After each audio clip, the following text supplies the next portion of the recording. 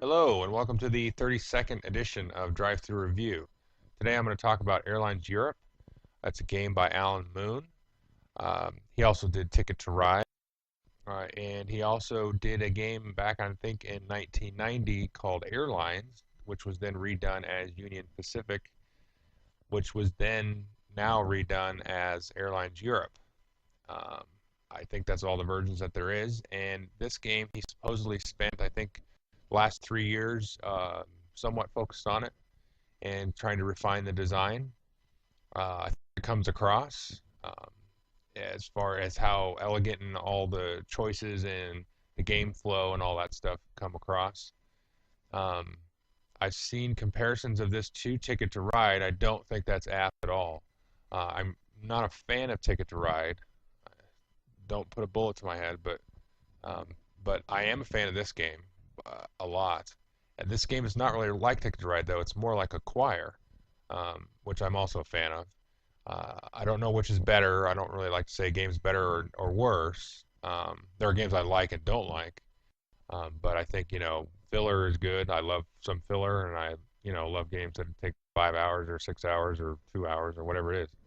But let me just go into how the game works. The components are great. I'll show you a little bit of that, and then talk a little bit about the game and go from there. First things first, components, awesome.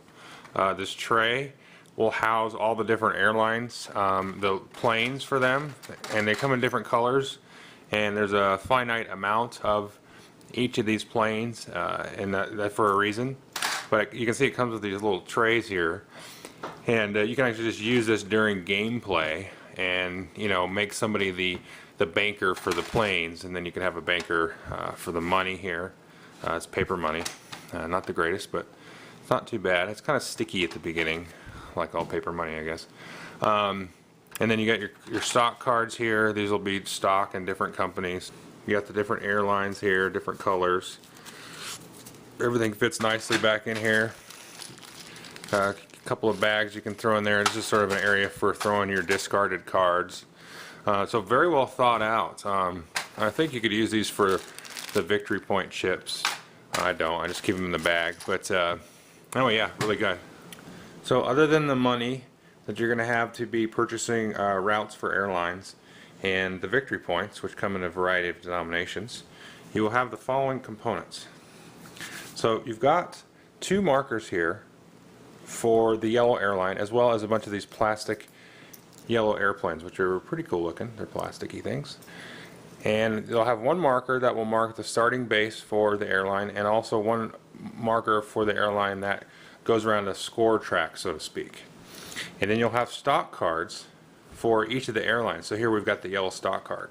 Now this 16 will tell you how many of these stock cards are in the game, as well as how many plastic airplanes are in the game. And so there's a finite amount for each different airline.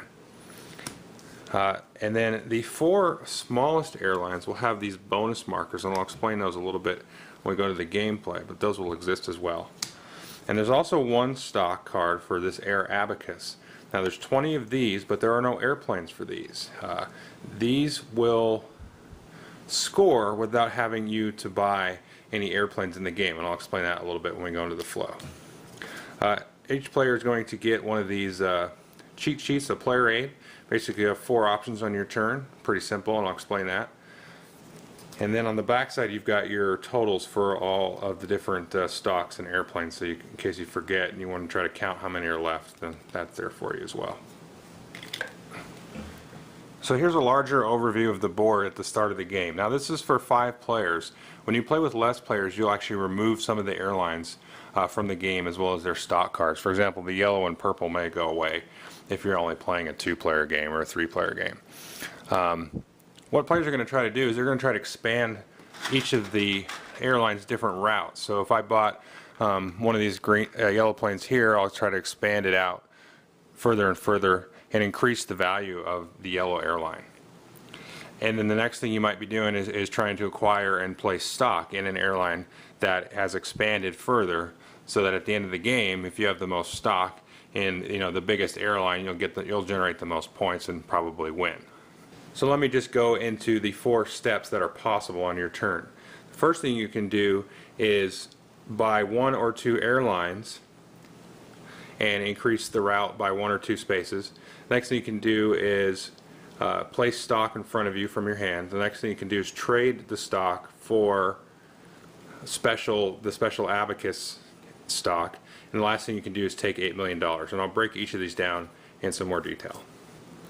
So players are going to start the game with 8 million euros. And what they're going to try to do on the first option of their turn, which is to increase the distance of the route of an airline, is they're going to pay to do that. So if you wanted to increase yellow's influence, you would have to pay 3 million euros to increase their route, because the rules for doing so are that you have to be adjacent to either your home base or from a pre-existing link that you may have bought. Now you have to buy the cheapest available space on the route that you're trying to go to. So I couldn't just go ahead and buy the 5. I'd have to buy the 3. Now if purple were to come in and try to buy this one, he'd have to buy the 4, since the yellow had already taken the 3. And you can never have the same airline of the same color in the same link. The next thing you could do as yellow is I could buy this link here for 3, because this link is now linked off of here, so you could expand that in ever growing and growing routes. So if the first player wanted to do that in this turn, he'd pay 6 million, 3 for that one and 3 for that one, because you have the option of buying 1 route or even 2 routes. Then the routes don't have to be from the same color airline. They could have been 2 different colors if you wanted. So what's going to happen when you do that is you're going to increase the worth of yellow by 6. So if I go over here to the scoring track, you can see yellow is at 0, starts at 0. So I'm going to move him up 6 spaces up here. And so now, because somebody is invested in yellow's moved up. If somebody had bought blue, then they're going to move up however millions of dollars they spent is how far it's going to move up the track. Now you'll notice here that the airlines all start off in different spaces. So the yellow airline has the most stock cards as well as the most airplanes to buy. The white one, on the other hand, has the least amount. Now the 4 airlines that start off the highest have the bonus markers that match them. So there'll be a white, gray, green, and orange bonus marker. So if we go over here, we'll see the green bonus marker here. And this also happens to be the city where orange starts out. Well, if we go all the way over here to green, that's his starting city there. Now if he builds a route through any of these maze of routes here, and it connects it to this city, he will get an additional +7 to his score. So I should say, or his value. It's not really a score. So green may be moving up here, and then he may make that link over here to the green destination route, and then he'll get an additional +7. Now you can see the next part of this step is either buy 1 or maybe 2 routes, and then you can take a card. Well, like Ticket to Ride, and maybe this is where some of the comparisons come in, there's going to be a draw pile with 5 face-up cards for you to choose. Now these are the stocks. Now players are going to start the game with 6 stock cards in their hand, 2 of which they'll place face-up in front of them, which I'll explain in a second. So on this player's turn, they went and bought 2 yellow airlines, and now they can take a stock card. Well, they can take 1 stock card no matter how many airlines they purchase. They can either take it from the top or the face-up. Well, since I just bought yellow routes, it's probably a good idea for me to grab the yellow stock card. So I'm going to go ahead and do that, and then I'll immediately replace that with the next stock card. So like I said a minute ago, players start with 6 stock cards randomly given to them at the start of the game. Now before you start the game, each player is going to take 2 cards out of their hand, put them face down, and then I'll reveal them at the same time. So since I had these 2 yellow cards, I would have taken these, put these face down, and then revealed them at the start of the game to show that I had stock in 2 yellow cards. So basically I now own 2 stock in yellow to start the game. The cards in your hand don't count. It's only the cards face up in front of you. Which leads me to step 2. So in addition to option A, you have option B. What you can do for this is put 2 more face cards down in front of you. So what's going to happen is I could put 2 different cards that are different colors face up in front of me, and then I will receive 2 million euros for each of those. Or I could do all of the same color. So you can see I've got 3 gray ones here. So you could put as many as you want of the same color down. If I had 10 of these, I could lay all 10 down, and I'll get $2 million per card that I laid down. But if you do different colors, you've got to do just 1 of each. So maybe I want to keep my strength in yellow, so I'll lay these two down, a gray and a yellow, and then I'll collect $4 million from the bank. So that's option B. Now the third option here, option C, lets you trade 1 of your stock for an Air Abacus stock. Or you can trade 3 of your stock for 2 Air Abacus stock. Now these can be from your hand or from in front of you, or a combination of both. But you can only do one or the other, 1 for 1 or 3 for 2. And why would you do this? Well, I'll show you when we talk about scoring. Option D, the fourth option here, basically you just take $8 million from the bank. Maybe you're broke, you need $8 million, you don't have any good cards to put in front of you, so you gotta use the default action, so to speak, and take $8 million, or maybe you're trying to be sly. So before you start the game, you're going to shuffle 3 of these scoring cards into the main draw deck after giving everybody their starting hands. Now, the rules have a couple instructions for different ways to shuffle it to kind of pace the game differently. But basically, you're just going to keep playing until, as people are drawing cards, as they're buying airlines, these come up. And when these come up, you're going to score immediately.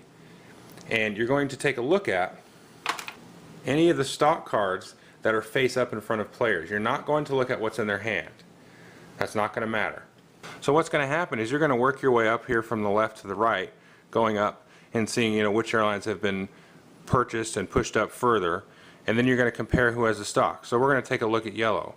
Whoever has the most yellow stock will get 3 victory points. Remember these little chits I showed you at the start. Now whoever has the second most in yellow, and green for that matter, will get 2, third will 1. If there's a tie, you just add these up and divide by the number of people that are tied. And then so that applies to any in this kind of shaded block here.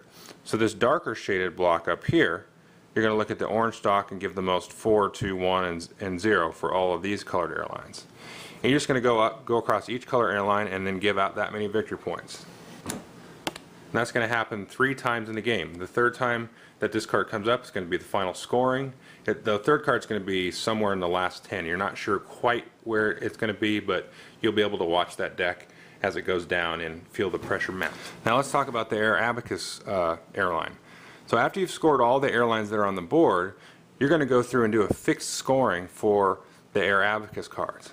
So on the first scoring, Air Abacus, whoever has the most in Air Abacus is always going to score 4. Second scoring most will score 8, and then 16. And this is roughly equivalent to, kind of I guess where the other airlines should be ideally by that time in the game.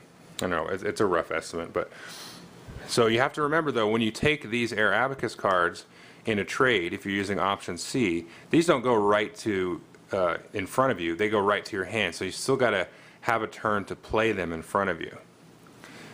And that really is the game. There's not a lot to the different options. You can either buy new airlines and take a stock card, put some in front of you to generate a little bit of cash, $2 million per card, trade some stock maybe that you want to get out of or that you think is worthless for some Air Abacus, which is more of a guaranteed point generation, unless there's people that have more than you, or just take $8 million. And that's it, just those 4 options.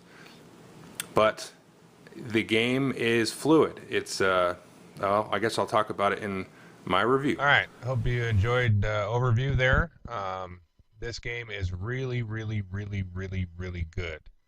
That being said, I don't know, I guess it's not a gamer's game, but whatever. It's a good gateway game. It's probably, I'm going out on a limb here, but this is the best gateway game I've ever played, period. Bar none. Gateway game, play this one. Buy this one, get it, play it. It has enough in common with stuff like Monopoly or whatever. You're playing with money, you're kind of buying property or area or whatever. The components are really great. The choices are so simple. but the amount of ways that you can try to, oh, I don't know, screw your neighbor or whatever, or leech stock, so to speak, to get second place, things like that. People are going to catch on to that pretty quick. Um, that center row of cards that comes out, the stock cards, it's random enough that I think it keeps the game sort of different every time. But there'll be times where damn, that white card came out, and now Bill can buy it, and now he can tie me. It's like, oh crap.